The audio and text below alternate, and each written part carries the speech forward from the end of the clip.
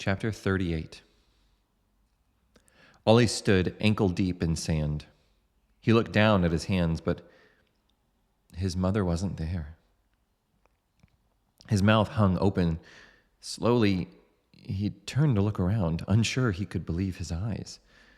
There was no black ground, no dais, no princess, no trees, no mother. There'd been an explosion. He remembered that. The world had pulsed green, and then there had been a terrible crack, and had everything turned to sand? The night sky looked the same, though perhaps the stars had shifted. He couldn't be sure. But his mother, she had to be here somewhere. She couldn't have just disappeared. Oli collapsed to his knees, shoveling dirt with his hands. At first, it was slow and cautious. But moments later, his movements became wild, his breathing harsh. He dug long, but beneath the sand lay more sand, compacted into a thick layer that tore at his fingernails as he scraped it aside. Oli Ricker wouldn't be under sand. Oli knew that. To think so wouldn't be sane. She'd been dead before the explosion, dead before he'd even gotten a hold of her. He hadn't saved her. He had gotten her killed.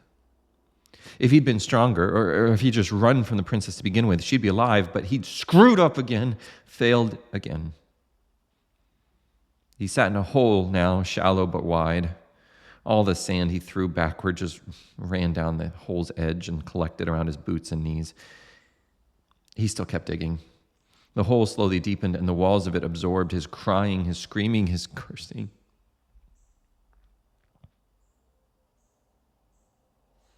It was a long time before Oli bothered to stop.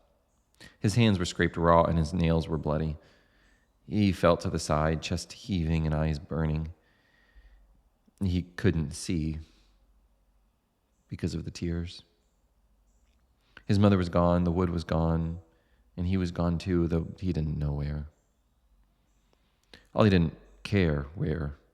If he was dead, that was fine. Alone was fine. No one to expect anything, to need anything, to want anything. No one to hurt him, for him to hurt. He'd have preferred nothingness, but this would do. He thought of Layla. Her face appeared in his mind without him trying. All at once, he wanted to push the image away and draw it closer.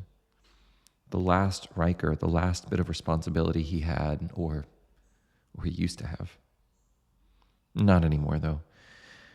He could do nothing for her now. The wood had won, had killed him like it had killed his parents. The digging had worked out the grief and the tears, leaving only a numb ache. He could breathe normally again, and so he stood. Walking sounded good, and so he stumbled up to the nearest sandy slope.